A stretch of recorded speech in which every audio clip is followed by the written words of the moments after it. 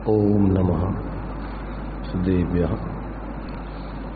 ओम नमः सुदेव्यः। ओम नमः सुदेव्यः। मंगलम भगवान वीरो मंगलम गौतमोमणि मंगलम कुंद कुंदाद्यो जैन धर्मोस्तु मंगलम सर्वमंगल मांगल्यम सर्वकल्याणकारकम प्रधानम सर्वधर्माणां जैनम जयतु शासनम जैनम जयतु शासनम जीवमजीवं दवम जिन वरवसेन जीर्ण निदितं देविंद विंद बंदम वंदे तं सर्वदा शिरसा।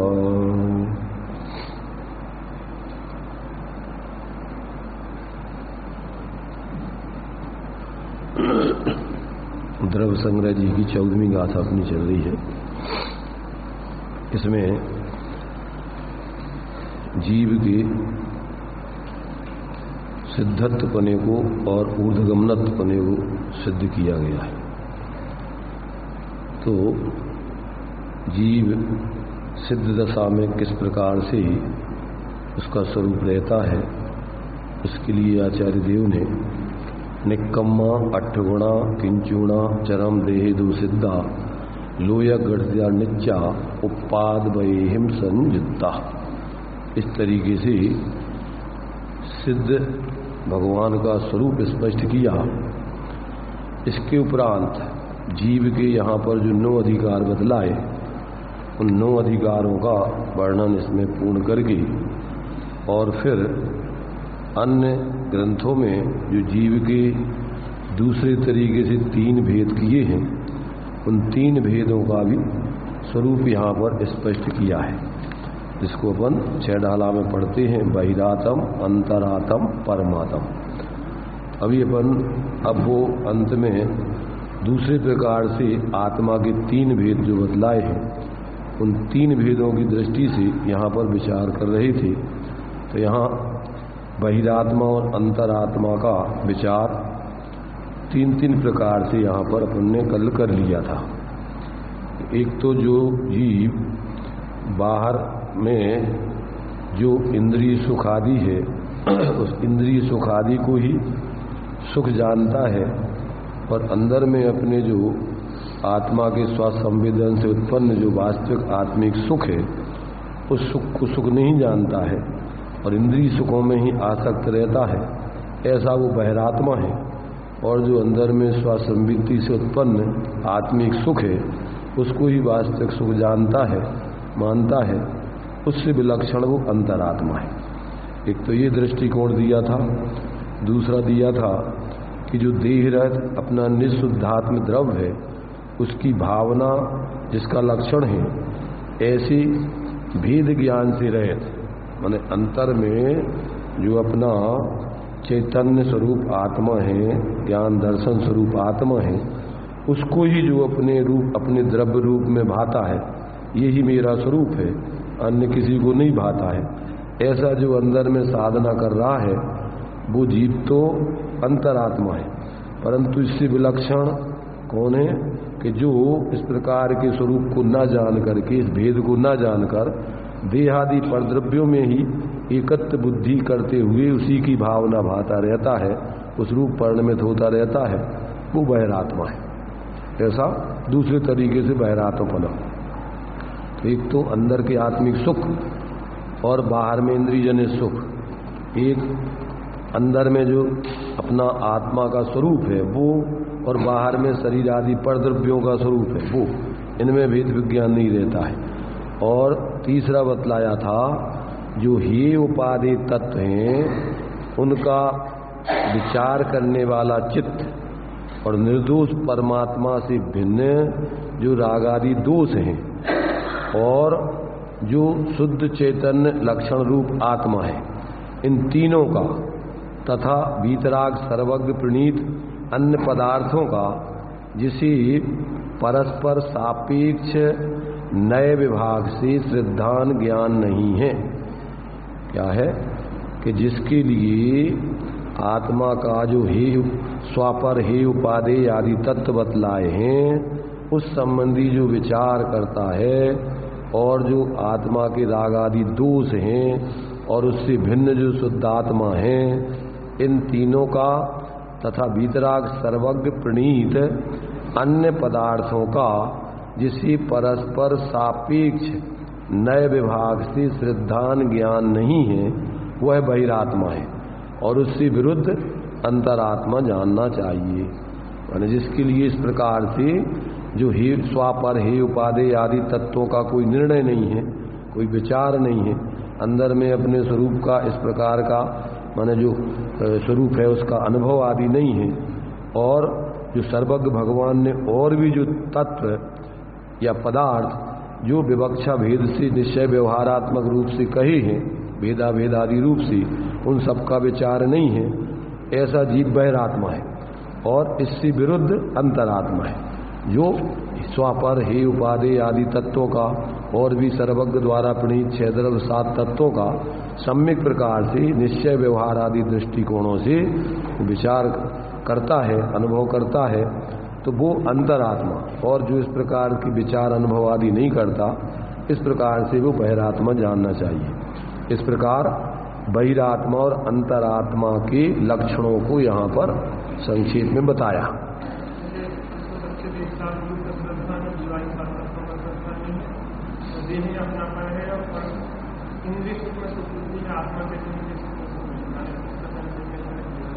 हाँ, उसको जो 4 लक्षण बतलाए हैं उनसे भिन्न उसको लगा लेना। माने अपने लिए परद्रव्यंते भिन्न आप में रुचि, एक तो वो सामान्य से वो अपना आत्मा का स्वरूप और अपने से भिन्न परद्रव्यवादी है उनमें रुचि, और एक जो स्वापर हे उपादेय आदि तत्वों का भेद विज्ञान और जिसको इनका भेद विज्ञान नहीं है, और एक जो है अपने लिए जो है इस शरीर आदि स्थूल रूप में ही परद्रव्य में एकत्व बुद्धि है और उससे भिन्न अपनी आत्मा का उसको ज्ञान आदि नहीं है, ऐसा तो सब उसमें जो है गर्भित है। तो ये 3 दृष्टिकोणों से जो है यहाँ पर जो है बहिरात्मा और अंतरात्मा का लक्षण इन्होंने बतलाया। अब इसके उपरांत परमात्मा का लक्षण कहा जाता है। सभी आत्मा हैं, बहिरात्मा भी आत्मा है, अंतरात्मा भी आत्मा है और परमात्मा भी आत्मा है। तो आत्मा तो सब है सामान्य रूप से, परंतु भावों की अपेक्षा, परिणमन की अपेक्षा ये 3 प्रकार के भेद हो जाते हैं। सामान्य रूप से तो सब आत्मा है। जीव का सामान्य लक्षण तो चेतन को है उपयोग रूप, चिन्मूरत बिनमूरत अनूप, उद्गल नवधर्म अधर्म काल, इनते न्यारी है जीव चाल। तो सामान्य रूप से तो चैतन्य स्वरूप, ज्ञान दर्शन स्वरूप, माने सभी जीवों का सामान्य लक्षण तो एक ही प्रकार का है, परंतु जो मान्यता आदि है और उनका पर्याय में जो परिणमन आदि हो रहा है, तो वो परिणमन 3 प्रकार से होता है। एक बहिरात्पने रूप, एक अंतरात्पने रूप और एक परमात्पने रूप। तो अब उसमें जो है ये 2 प्रकार से तो बहिरात्मा और अंतरात्मा का सामान्य से खुलासा कर दिया। अब जो है अब परमात्मा का स्वरूप क्या है, अब उसका खुलासा करते हैं। परमात्मा का लक्षण कहा जाता है सकल विमल केवल ज्ञान द्वारा समस्त लोकालोक को जानता है, व्याप्त होता है, अतः विष्णु कहलाता है। सर्वव्यापी एक चिद्रूप स्वरूपाये परात्मने शोपलब्धि प्रसिद्धाये ज्ञानानंदात्मने नमः। आत्मा को जानने की अपेक्षा लोकालोक व्यापी कहा गया है। आगे अपेक्षा जानने की अपेक्षा सर्वज्ञ भगवान सबको जानने रूप में क्या है परिणमित हो रहे हैं। तो सबको जानने रूप परिणमित होने के कारण से उनको विष्णु कहते हैं। विष्णु माने विष्णु माने सब में जो व्याप्त हैं, एको ब्रह्म पूर्ण सब में व्याप्त है। तो यहाँ पर कहती हैं वो ज्ञान की अपेक्षा है, प्रदेशों की अपेक्षा सब में व्याप्त नहीं समझना। काय की अपेक्षा है? ज्ञान की अपेक्षा सभी में व्याप्त है। कैसे व्याप्त है ज्ञान की अपेक्षा? कि जैसे अपन देखो कि दर्पण रखा हो सामने और सामने जितने पदार्थ हैं तो वो दर्पण में सब झलकते हैं, दिखाई देते हैं। तो दिखाई देने की अपेक्षा वो दर्पण सब पदार्थों में व्याप रहा है। सर्वज्ञ किसे कहते हैं? सर्वज्ञ माने जो कुछ भी है वो सबको जानता हो। तो जानने से उन्रूप तो नहीं हो जाता वो। जैसे दर्पण में पदार्थ झलकते हैं, दिखाई देते हैं, तो दर्पण कोई पदार्थ रूप तो नहीं हो जाता है। वो दर्पण किस रूप रहता है? दर्पण ही रूप रहता है, वो अपने रूप में रहता है, वो कोई पदार्थों में नहीं चला जाता है। ऐसे जो सर्वज्ञ भगवान है वो जानने की अपेक्षा उपचार से सर्वव्यापी कहे जा रहे हैं, पर परमार्थ से तो वो अपने में ही व्याप रह रहे और अपने ही ज्ञानपने रूप वर्णन कर रहे हैं। वो सभी पदार्थों रूप वर्णन नहीं कर रहे हैं। जानने की अपेक्षा उनको सर्वव्यापी सबके जानने वाले कहे जाते, परंतु वास्तव में तो वो ज्ञान ज्ञेयों में नहीं चला गया और ज्ञेय ज्ञान में नहीं आ गए। ज्ञान ज्ञान रूप ही रह रहा है, ज्ञेय ज्ञेय रूप ही रह रहे। आत्मा अपने अमूर्त प्रदेशों में ही व्याप्त है और परद्रव्य अपने अपने प्रदेशों में व्याप्त है। ऐसा ज्ञान नहीं होने से अज्ञानी जीव भगवान को सर्वव्यापी मान लेते, सब में भगवान फैला हुआ है पूरे में। हाँ, महासत्ता तो वस्तुओं की सामान्य से कही जाती है, अस्तित्व गुण के कारण से, दर्शन गुण के कारण से। सामान्य अस्तित्व की अपेक्षा सबका अस्तित्व है, उस अपेक्षा से महासत्ता कहते हैं। परंतु एक है अवान्तर सत्ता, तो अवान्तर सत्ता में सबका स्वरूप अलग अलग है। ऐसा नहीं है कि महासत्ता माने सब द्रव्य एक दूसरे में मिल गए, सब अलग अलग है। तो वो अस्तित्व के कारण से सबको सामान्य रूप से सत कहते हैं, और दर्शन गुण के कारण से उसमें भेद नहीं होता है, इसलिए उसको महासत्ता के रूप में कहते हैं। पर ज्ञान गुण की अपेक्षा, जानने की अपेक्षा वो सभी द्रव्य पृथक पृथक हैं, कोई एक रूप नहीं है। तो वो अनेक विवक्षाएं अलग अलग हैं। अब उन विवक्षाओं को नहीं समझ करके और व्यक्ति भ्रांति से अन्न का अन्न मान लेता है, उसी का नाम मिथ्यात्व है। यहाँ परमात्मा का स्वरूप निश्चय व्यवहार से बताया जा रहा है। व्यवहार से उनको सर्वज्ञ कहते हैं, निश्चय से वो आत्मज्ञ है। व्यवहार से सर्वव्यापी कहते हैं, निश्चय से स्वव्यापी है, अपने प्रदेश व्यापी है, वो सब में नहीं व्याप्ति। तो जब तक अपन को ऐसा यथार्थ बोध नहीं हो तब तक व्यक्ति भ्रमित रहता है।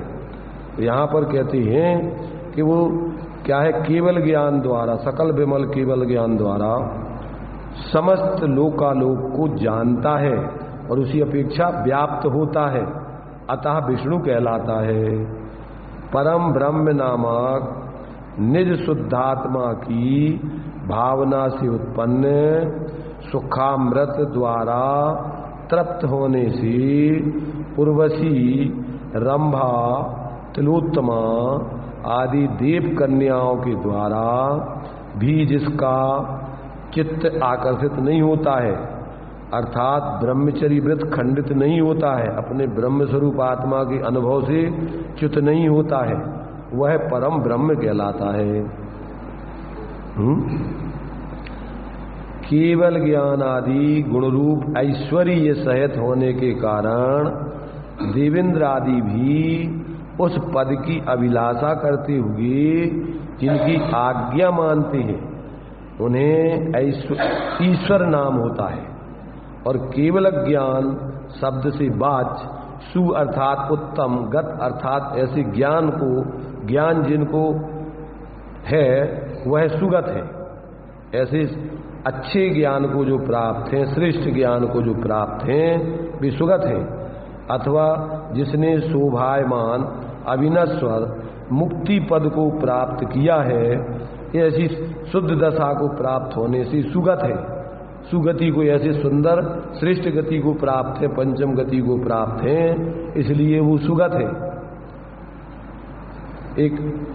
एक यहां पर श्लोक दिया गया है, शिवम शिवम परम कल्याणम निर्वाणम ज्ञानमक्षयम प्राप्तम मुक्ति पदम येने सा शिवा परिकीर्तिता।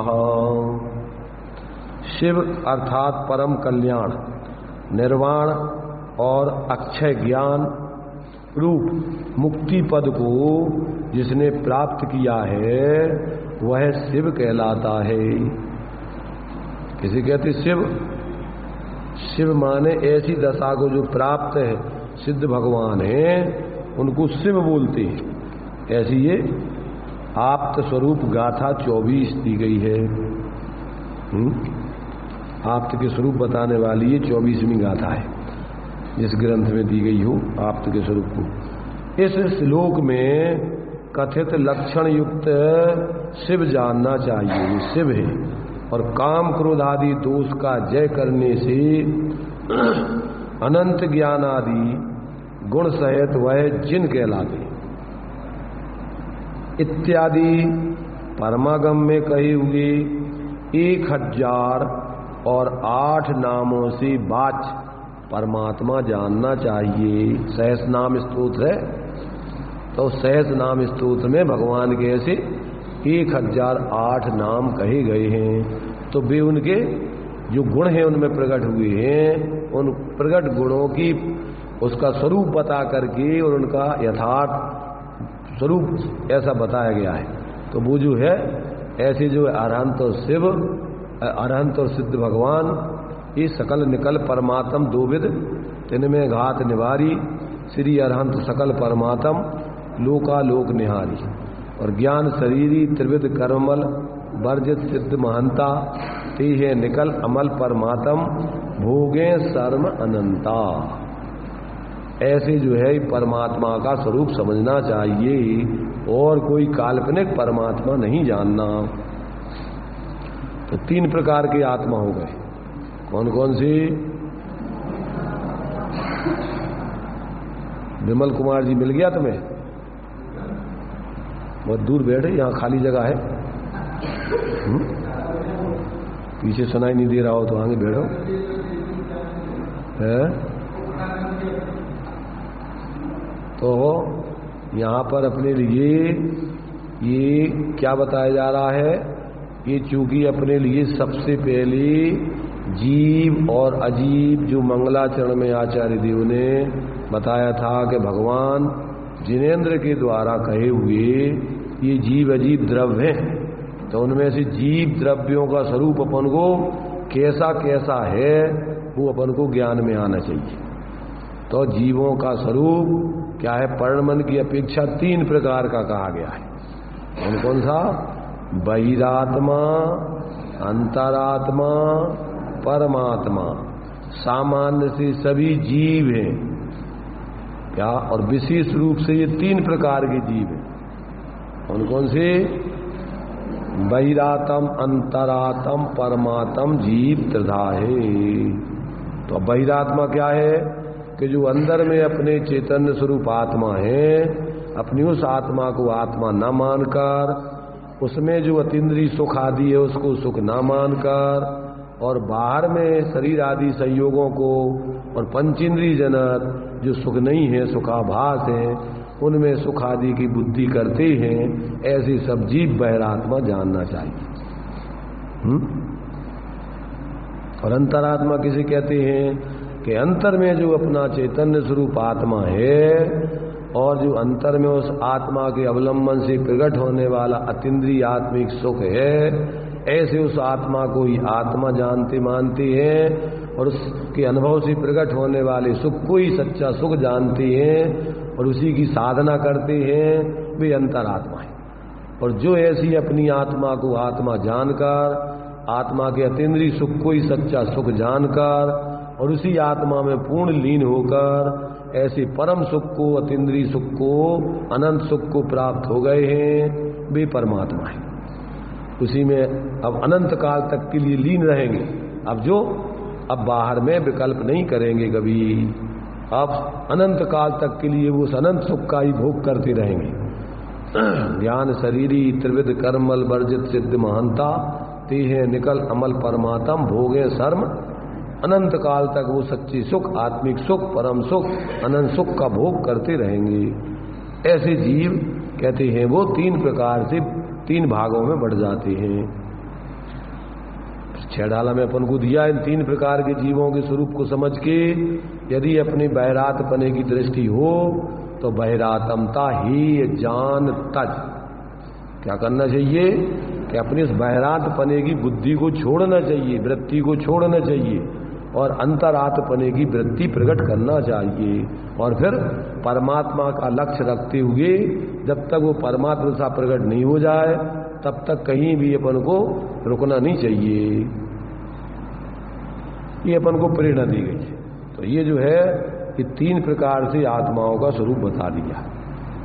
क्या कह रहे अपन को ऐसा सुन करके करना क्या है? अपन को ऐसा नहीं कि नाटक देख रहे हैं तो नाटक में जो चल रहा है अपन देख लिया अपन ने। काय के लिए ये बताया 3 प्रकार की आत्माओं का स्वरूप जो दौलत राम जी ने शिक्षा दी। यदि तुम बहिरात पने को धारण किए हो तो उसको छोड़ो। बहिरातमता ही जान तज, छोड़ने लायक जानकर क्या करो? छोड़ो। बहिरातमता ही जान तज, उसको छोड़ो और अंतरात्म हुजे। और अंदर में जो अपना चैतन्य स्वरूप आत्मा है उस आत्मा को ही अपना आत्मा का स्वरूप जानो, मानो, अनुभव करो। उसी की साधना करो। ये करो और कब तक करो कि जब तक तुम्हारी वो परमात्मा सा प्रकट नहीं हो जाए तब तक उसी की साधना करते रहो संसार में, और कुछ नहीं करने लायक है।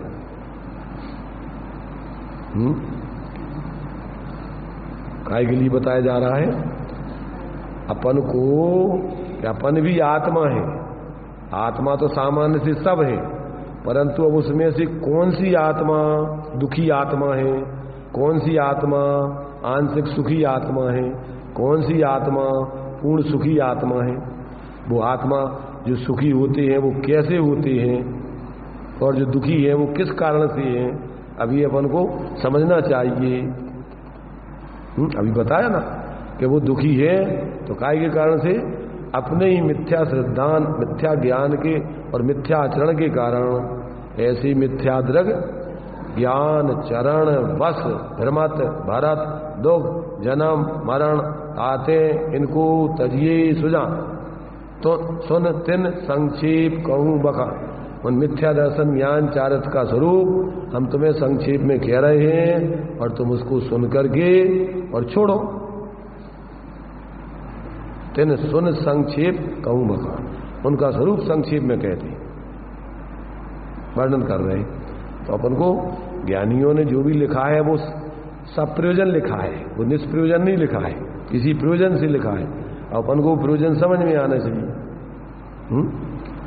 अपन ग्राहक को माल दिखाते हैं तो किसी प्रयोजन से दिखाते हैं कि दुकानदार है इसलिए ऐसे दिखाते रहते हैं। अपन तो ग्राहक के लिए माल दिखाते हैं तो कुछ प्रयोजन है कि यदि ग्राहक अपन दुकानदार है वो ग्राहक ऐसे उठा के माल बताना अपना गांव में बताते रहो, क्या प्रयोजन है? किस प्रयोजन से बताते हैं?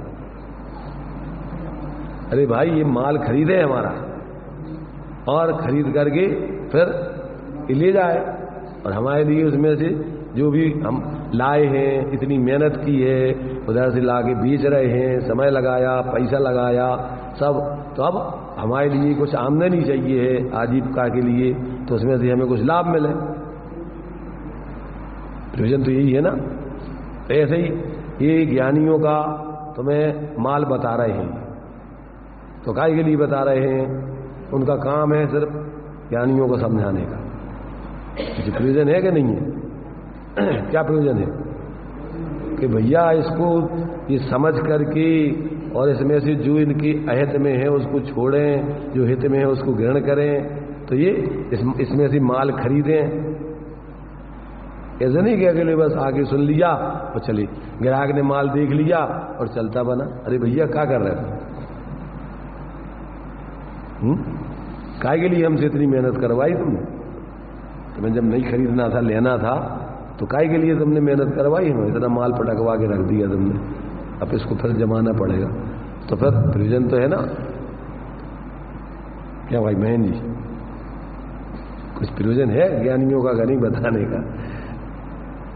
भाई देखो, अभी अगर उनके पास इतनी धन संपत्ति होती कि बिना धंधा के आराम से खाते पीते, तो उनको ये दुकानदारी करनी ही नहीं थी। अगर वे बीतराग हो गए होते तो उनके लिए तो कोई बताने का विकल्प था ही नहीं, वो तो अपने परमानंद को भोग रहे। तो अभी वो कमजोर दशा में, इसलिए अभी वो अपने स्वरूप में रह नहीं पा रहे और वो पापों में जाना नहीं चाहते। तो अब इस कार्य में लग करके अपनी परिणति की विशुद्धता बनाए रखने के लिए और अन्य जीवों को भी अधर्म से बचा के धर्म में लगाने के लिए अब वो समझाती। तो ये जो है, इसमें दोनों का भला है।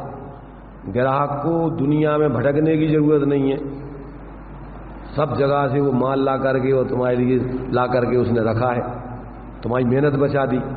तुम्हें चाहिए है, क्योंकि बिना माल के तुम्हारा जीवन नहीं चलेगा, और उसको भी आमदनी की अभी जरूरत है, तो उसको भी चाहिए है, इसलिए उसने इतनी मेहनत की है। तो ये अपन को यहाँ पर वस्तु स्वरूप आचार्य देव ज्ञानी जो बतलाते हैं कि भैया देखो, तुम अनादि काल से अपने स्वरूप को भूलकर बहिरातपने की वृत्ति को धारण करके इंद्रिय सुखों में, 5 इंद्रिय के विषयों में तुम सुख की कल्पना कर रहे हो। वहां पर आत्मा का कोई सुखमुख नहीं है, भ्रम है। तुम्हारा सच्चा सुख तो तुम्हारे अंदर आत्मा में है, उसको देखो जरा, अनुभव करो। ऐसा वो आचार्य देव अपन को अपने स्वरूप की आराधना करने की प्रेरणा दे रहे हैं। अरे समझ में कुछ नहीं। ज्ञानचंद जी, अरे समझ में, दोनों साड़ू भाई पास पास बैठे हुए हो, चांदमल से पूछ लो इनकी समझ में आ रहा कि नहीं आ रहा है? सच्चे साड़ू भाई तो वो कहलाते जो सगे भाई के जो एक दूसरे का हित सोचें जो एक दूसरे को ठगे है कि एक दूसरे का हित ना सोचें, विकाय के भाई। भाई हितैषी एक दूसरे का हित करे तो वो तो भाई है, साधारण ही है, वास्तव में वो अपने मित्र हैं। अब अपन को देखो यहाँ पर जो है 3 प्रकार से आत्मा का स्वरूप बता दिया। अब इसमें ये 3 प्रकार की जो आत्मा बतलाए हैं, अब उनमें से इन आत्माओं का माने कौन कौन से गुणस्थान आदि में अथवा वर्तमान भूत भविष्य की दृष्टि से उनका विचार नयों की दृष्टि से करने पर उसमें कौन कौन सा नए कैसे कैसे लगेगा, अब उसका भी स्पष्टीकरण करती है। 3 प्रकार के आत्मा अपन ने पढ़ लिए। कौन कौन से? बहिरातम, अंतरातम, परमात्म। अब इस प्रकार इन त्रिविध आत्माओं में मिथ्या दृष्टि भव्य जीवों में बहिरात्मापना व्यक्त रूप से रहता है। बहिरात्मापना तो अभी वो उस रूप में परिणमन कर रहे हैं। कौन? मिथ्या दृष्टि भव्य जीव, तो अभी तो व्यक्त रूप से वो मिथ्या दृष्टि है, परंतु आगे देखिए उनमें जो अंतरात्मपना है और जो परमात्मपना है, ये 2 शक्ति रूप से रहते हैं। किस रूप में रहते हैं? शक्ति रूप, सामर्थ्य है उनमें काय की अंतरात्मपने को प्रकट करने की और बहिरात्मपने को प्रकट करने की, उस रूप परिणमन करने की शक्ति विद्यमान है। तो भी जो अभी भव्य जीव हैं, मिथ्या दृष्टि भव्य जीव हैं, वे प्रकट रूप से तो अभी बहिरात्मा है, अभी परिणमित तो वो बहिरात्मपने रूप हो रहे हैं, परंतु उनमें अंतरात्मा और परमात्मा पने रूप परिणमन करने की शक्ति विद्यमान है। ये 2 शक्ति रूप रहते हैं। और भावी नैगम नय की अपेक्षा से व्यक्ति रूप से भी वो अंतरात्मा और परमात्मा रहते हैं। भावी नेगम नय जानते हो? भावी नेगम नय, भविष्य की दृष्टि से अपन देखें उनको तो भविष्य में भी अंतरात्मा बनेंगी और परमात्मा बनेंगी, तो उस दृष्टिकोण से वो उस समय अंतरात्मा परमात्मा कहलाएंगे। तो भावी नेगम नय से उनमें क्या दिखाई दे रहा है? अंतरात्मा परमात्मा पना दिखाई दे रहा है।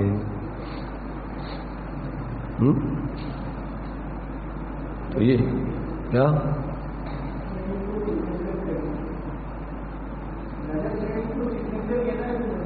भावी नेगम नय से ही वो तीर्थंकर आंगे हैं।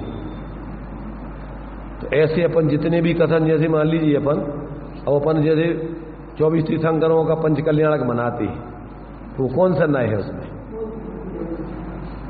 भूत में थे वो, यहाँ उनका जन्म हुआ था, गर्भ में आए थे, जन्म हुआ था और दीक्षा ली थी, केवल ज्ञान पाया था और मोक्ष के लिए गए थे, पर अभी वर्तमान दृष्टि से तो वो सिद्ध हैं सब। अभी जितनी 24 तीर्थंकर हुए हैं वे अभी क्या है? अभी तो वो सिद्ध दशा में, अभी तो वो उनका कोई पंच कल्याणक या पंच कल्याणक होते नहीं। परंतु कौन से नय से अपन मनाते हैं? भूतपूर्व नेगम नय की अपेक्षा भगवान महावीर स्वामी का आज जन्मदिन है, आज गर्भ कल्याणक है, आज तप कल्याणक है, आज केवल ज्ञान कल्याणक है, आज मोक्ष कल्याणक है। तो कौन से नय से? भूतपूर्व। अपन बोलते ना, कोई पहले मान लीजिए कि पहले राष्ट्रपति बन गया और बाद में अब सामान है, तो अपन क्या कहते हैं? भूतपूर्व राष्ट्रपति।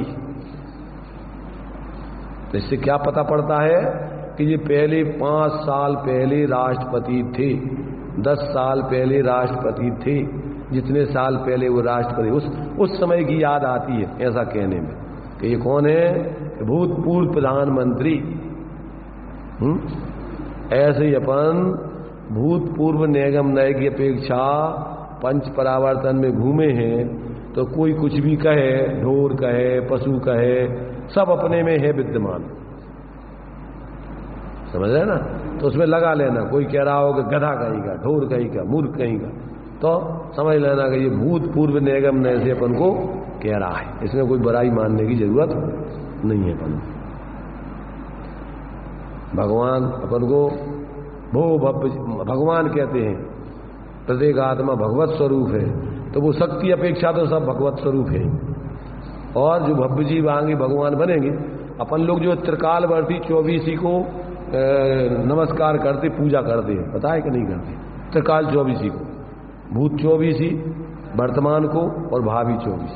तो एक एक नहीं, ऐसे अपन जो पंच परमेश्वरी को अपन नमोकार मंत्र बोलते ना, तो नमोकार मंत्र में अपन जब बोलते हैं नमो लोये सव्य अरिहंताणम, नमो लोये सव्य सिद्धाणम, नमो लोये सव्य आईरियाणम, नमो लोये सव्य उज्जायाणम, नमो लोये सव्य साहुणम।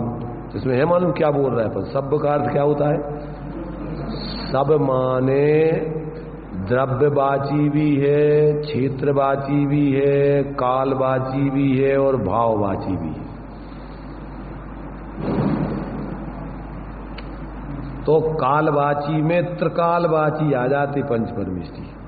त्रिकालवाची माने पहले हुए हैं, अभी हो रहे हैं और भविष्य में होंगी। तो उसमें अनंत निगूदिया जीवों की भी अपन नमस्कार कर रहे हैं उनको। जो आज चतुर्गति दुर्दशा में पड़े हुए हैं, अपन उनको सबको नमस्कार कर रहे, जो भविष्य में पंच परमेष्टि बन के मोक्ष जाएंगे।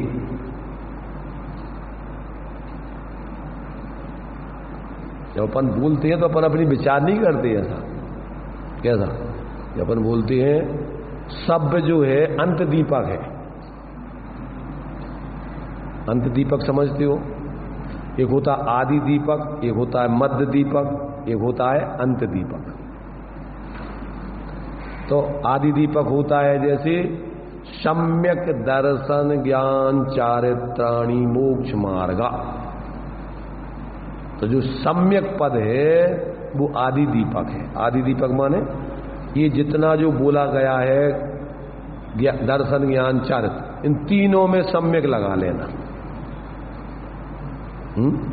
क्या लगा लेना? तीनों में सम्यक। सम्यक दर्शन, अकेले दर्शन ही में नहीं लगाना, सम्यक ज्ञान, सम्यक चारित्र। ऐसे जो सब लोहे सब साउडम अपन आखिरी में लगाते हैं, तो ये काय में लगाना है? ये आगे भी लगाना है। जैसे साधुओं में अपन ने शब्द लगाया, ऐसे ही नमो लोहे सब अरिहंताड़म, नमो लोहे सब। अपन कौन से सिद्धों को नमस्कार कर रहे हैं? सबके लिए कि किसी विशेष के लिए? जितने भी अरहंत हैं, सिद्ध हैं, उन सबको आचार्य उपाध्याय साधु सबके लिए कर रहे कि किसी विशेष पंच परमेश्वरी को कर रहे सभी? तो सब में जो हो चुके हैं, जो हो रहे हैं, जो होंगे, और जो जहां भी है अढ़ाई दीप में, जहां भी पूरे पंच परमेष्टि है, तो ये द्रव्यवाची भी है। सभी जीवों को, सभी क्षेत्रवासियों को, सभी कालवासियों को और सभी भाववासियों को।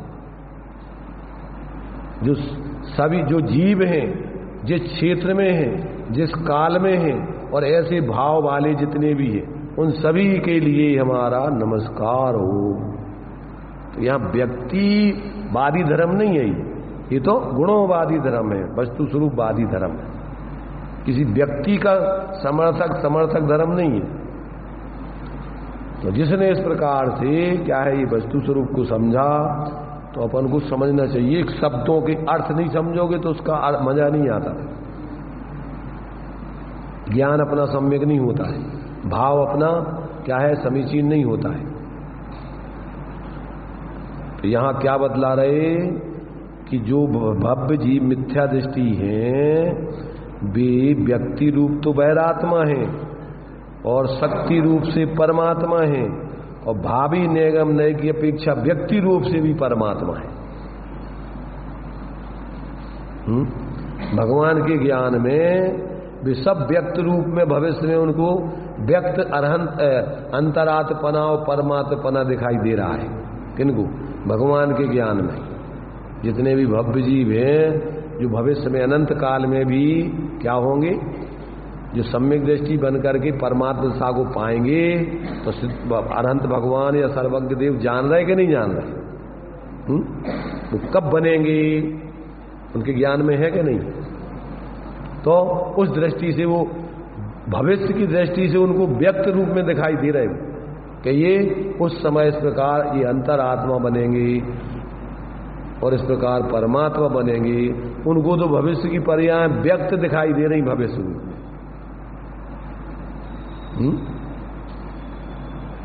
समझ में आ रहा है कि नहीं? सर्वज्ञ भगवान किसे कहते हैं? कि जो सकल द्रव्य के गुण अनंत पर जाय अनंता जाने एक ही काल प्रकट, केवल प्रकट रूप में एक काल में जानते हैं। तो ये जो है यहां पर अपन को देखो, तो मिथ्या भव्य जीव मिथ्या दृष्टि पने में तीनों आत्माएं कैसे लगेंगे? इस रूप में लगेंगे। तीनों प्रकार की आत्माएं वो किस रूप में है? भव्य जीव मिथ्या दृष्टि। वर्तमान व्यक्ति की अपेक्षा बहिरात्मा, शक्ति की अपेक्षा अंतरात्मा और परमात्मा, और भावी निगम नय की अपेक्षा व्यक्त रूप से भी अंतरात्मा और परमात्मा। आगे समझ में? अब दूसरा देखिए आगे। अभव्य जीवों में बहिरात्मापना व्यक्त रूप से तथा अंतरात्मा और परमात्मापना ये दो शक्ति रूप से ही रहते हैं। भावी निगम नय की अपेक्षा से भी उनमें अंतरात्मा और परमात्मा व्यक्ति रूप से नहीं रहते। अब प्रश्न है इसमें, यदि अभव्य जीवों में परमात्मा शक्ति रूप से रहता है तो उसमें अभव्यत्व किस प्रकार घटित होता है? भाई अभव्य तो उसको कहते हैं जो परमात्मा नहीं बने कभी, और तुम कह रहे कि भावी ये कह रहे शक्ति रूप से उसमें अंतरात्मा परमात्मा विद्यमान है, तो फिर उसको अभव्य क्यों कह रहे हैं? ये प्रश्न है। ये समझ में आ रहा कि नहीं? प्रश्न है शिष्य का कि यदि अभव्य जीवों में परमात्मा शक्ति रूप से रहता है तो उसमें अभव्यत्व तो किस प्रकार घटित होगा? फिर प्रश्न है, उत्तर देखिए उसका।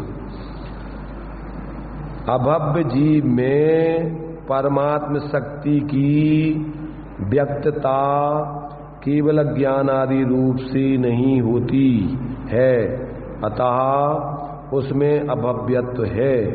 और शक्ति तो अर्थात परमात्म शक्ति तो शुद्ध नय की अपेक्षा से अभव्य और भव्य दोनों में समान रूप से पाई जाती है। तथा यदि अभव्य जीव में शक्ति रूप से भी केवल ज्ञान नहीं माना जाए तो उसे केवल ज्ञानावरण कर्म भी सिद्ध नहीं होगा, दर्शनावरण कर्म भी सिद्ध नहीं होगा, मोहिनी आदि कर्म भी सिद्ध नहीं होंगे। क्या? इसलिए यहां पर कहते हैं कि क्या है कि इसलिए भव्यत्व और अभव्यत्व ये दोनों अशुद्ध नय की अपेक्षा से जानना, शुद्ध नय से तो सभी जीव एक समान जानना, परमात्म स्वरूप जानना। सब्बे शुद्धाऊ शुद्ध नया, उसमें कोई न भव्य का भेद है, न अभव्य का भेद है, न मिथ्या दृष्टि का भेद है, न सम्यक दृष्टि का भेद है। उसमें सब समान, एक समान सबके पास वो सामर्थ्य विद्यमान है। ऐसा भावार्थ जानना चाहिए। इस प्रकार जैसे मिथ्या दृष्टि संज्ञक बहिरात्मा में नए विभाग से तीनों आत्मा दिखलाए हैं, वैसे ही शेष गुण स्थानों में भी समझना। शेष गुण स्थान माने 14 गुण स्थानों में क्रम से समझना। तो वह इस प्रकार है। बहिरात्म अवस्था में अंतरात्मा और परमात्मा ये दो शक्ति रूप से और भावी निगम नय से व्यक्ति रूप से भी रहते हैं, ऐसा जानना। किनमें? भव्य जीवों में। ऐसा जानना अंतरात्म अवस्था में अंतरात्मा भूतपूर्व नय से तथा घी के घड़े की भांति, जैसे पहले घी रखा हो तो उस घड़े को बाद में भी अपन घी का घड़ा कहते हैं। ऐसे ही पहले मिथ्या दृष्टि रहे हैं तो उनको भूतपूर्व निगम नय से क्या बोलते हैं? बहिरात्मा।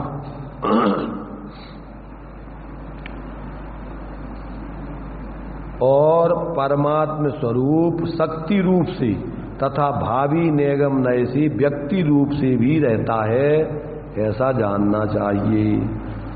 परमात्म अवस्था में अंतरात्मा और बहिरात्मा दोनों भूतपूर्व नय से ही रहते हैं, ऐसा जानना। अब 3 प्रकार के आत्माओं में क्या बता दिए अपन ने? इसमें बहिरात्मा बता दिया, अंतरात्मा बता दिए, परमात्मा। तीनों में तीनों आत्मा कैसी रहती है उसका खुलासा कर दिया। अब 3 प्रकार की आत्माओं को गुण स्थानों में घटित करते हैं। देखो समझो भाई, ये बहुत मार्मिक बातें चल रही हैं। इनको समझे बिना अपन को अपने बारे में भ्रम दूर नहीं हो सकता है। जैसे कपड़े वाले को यदि कपड़ों का पूरा ज्ञान नहीं है तो वो ठगाया जाएगा, वो दुकानदार। गेहूं वाले को गेहूं की क्वालिटियों की पता नहीं है तो ठगाया जाएगा। वो गेहूं गेहूं कह दो, गेहूं गेहूं। अरे गेहूं की कितनी क्वालिटियां होती हैं, कौन सा गेहूं है, उसकी कीमतों में सब में अंतर होता है। ऐसी कपड़ा भी, हमें तो कपड़ा चाहिए, अब फिर तुम इतना भी कह दो चलो हमें सूती चाहिए, सूती कपड़ों की भी 50 वैरायटियां हैं। अगर उनका तुम ज्ञान पूरा नहीं करोगे तो ठगाए जाओगे। ऐसे ही अपन को यदि मोक्ष मार्ग में धर्म की साधना करना है तो अपन को ये सारे भेद प्रभेद सब ज्ञान में रहना चाहिए। कि हम कहाँ खड़े हुए, हम कौन सा कपड़ा खरीद रहे हैं, अगर तुम्हें पता नहीं है तो कपड़े के नाम पे कोई भी कपड़ा तुम्हें कितनी कीमती दे दिया जाएगा। इसलिए अपन को इन सब भेद प्रभेद जो अपने अपने स्वयं के हैं या आत्माओं के स्वरूप है, सब आत्मा के स्वरूप बताए जा रहे हैं ना। ये तो जीव की, तो जीव माने अपन स्वयं। यहां तक इतनी बातें अपन को समझ में आ गई कि नहीं? क्या 9 प्रकार से पहले तो अपन ने आत्माओं की चर्चा कर ली, 9 विभागों से। जीवो, भोगमो, अमुत्ति, कत्ता, सदैव परिमाणो, भूता, संसारत्थो, सिद्धो और विश्व शुद्ध। अब दूसरे प्रकार से भी जीवों की 3 भेद करके समझा रहे, बहिरात्मा, अंतरात्मा, परमात्मा। एक दूसरे में एक दूसरे सब विवक्षा भेद है। कोई ऐसा नहीं समझना कि 9 प्रकार के जीव कोई अलग ही हते और जो 3 प्रकार के जीव अलग ही। ये 3 प्रकार के जीव उन्हीं 9 प्रकार के जीवों में समाहित है, और इन 3 प्रकार के जीवों में भी 9 प्रकार के जीव समाहित है। सिर्फ उनको अलग अलग दृष्टिकोणों से यहां पर सिर्फ विभाग करके समझा रहे हैं। तो अभी जो है अपन ने जो इतनी चर्चा की है उसमें से बहिरात्मा, अंतरात्मा किस किस दृष्टिकोण से कहलाते हैं और परमात्मा किस किस दृष्टिकोण से हैं। फिर इसमें बहिरात्मा, अंतरात्मा, परमात्मा में एक एक आत्मा में तीनों आत्माएं कैसे घटित होते हैं और भव्य और अभव्य जीवों में वो कैसे घटित होते हैं, तीनों प्रकार के आत्मा। तो ये सब विवक्षा यहां पर समझाई गई। अब ये 3 प्रकार की आत्माओं के गुण स्थानों में भी घटित कर रहे हैं। तो अपने पास अभी टाइम है कि नहीं है? टाइम तो अपना हो गया है लगभग। क्या करें? 14 गुण स्थानों में भी अभी इन 3 प्रकार की आत्माओं को घटित करके सिद्ध करना है। 14 गुण स्थान जानते हो ना?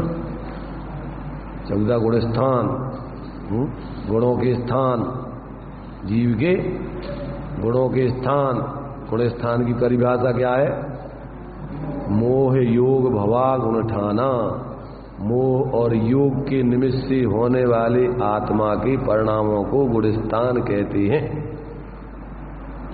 तो मोह के दर्शन मोह, चारित्र मोह, 4 गुण स्थान दर्शन मोह की मुख्यता से और 8 गुण स्थान चारित्र मोह की मुख्यता से और 2 गुण स्थान योग की सद्भाव अभाव से। ऐसे ही 4 गुण स्थानों में दर्शन मोह के सद्भाव अभाव आदि की अपेक्षा है और 8 गुण स्थानों में चारित्र मोह की सद्भाव अभाव आदि की अपेक्षा है और 2 गुण स्थानों में योग के सद्भाव अभाव आदि की अपेक्षा है मुख्यता से। तो अब जो है इन सारी बातों को अपन देखो, जो व्यक्ति श्रेष्ठ दुकानदार बनना चाहता है उसको इन सारे अपने जो जिसका दुकानदार बनना चाहता है उसका सारा वो विवेक जानकारी करता है। पहले जो दुकानदार बनना चाहता है ना जिसका, पहले वो दूसरे दुकानदारों के यहाँ नौकरी करता है। काहे के लिए? वो नौकरी करने के लिए नौकरी नहीं कर रहा है।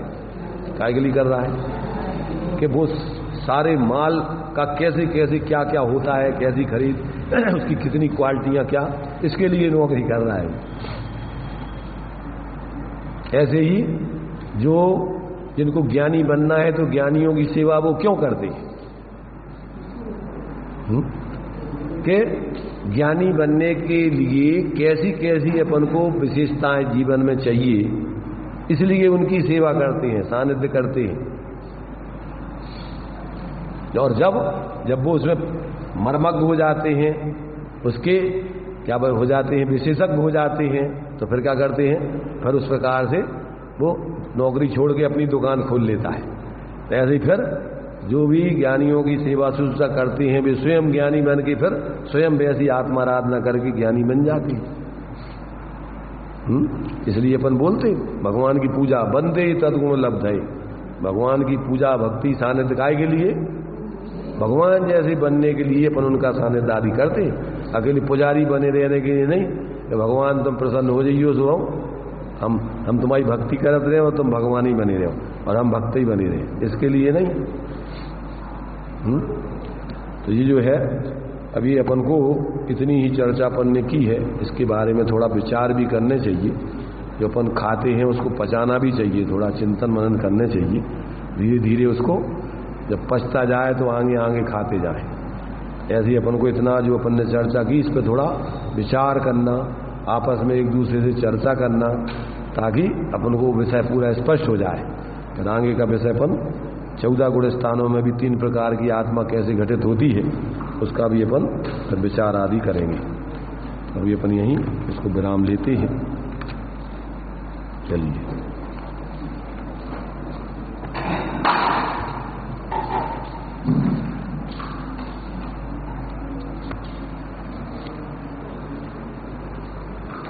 बहिरात्म अंतरात्म परमात्म जीव त्रिधा है।